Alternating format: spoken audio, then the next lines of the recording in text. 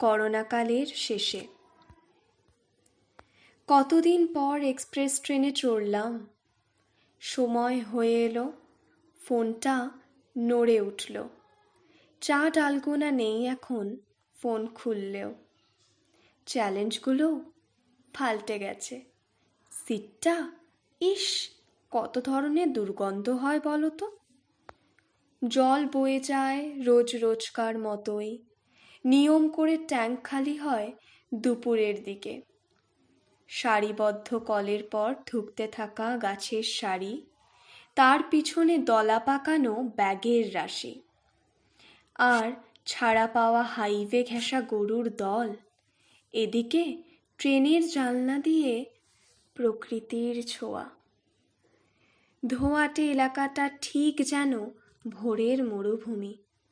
এসবই রেড জোনে চলে গেছিল এই তো সেদিন। ট্রেনটা দাঁড়িয়ে, স্তব্ধতাটা কানে তালা ধরানো। তার ফাঁকেই দূরের কোলাহলের দূত এসে কয়েকটা এলোমেলো বার্তা ছেড়ে যাচ্ছে। ওই যে দূরে দোকানপাট দেখা যাচ্ছে, ওই জায়গাটা তাও একটু জমজমাট। ওটা কি আরশোলার মতোই লাগছে। উহ, হাওয়ার জোর ঝাপটা দিয়ে আপ ট্রেন যাচ্ছে। এবার আমারটা সিগন্যাল পেলেও পেতে পারে।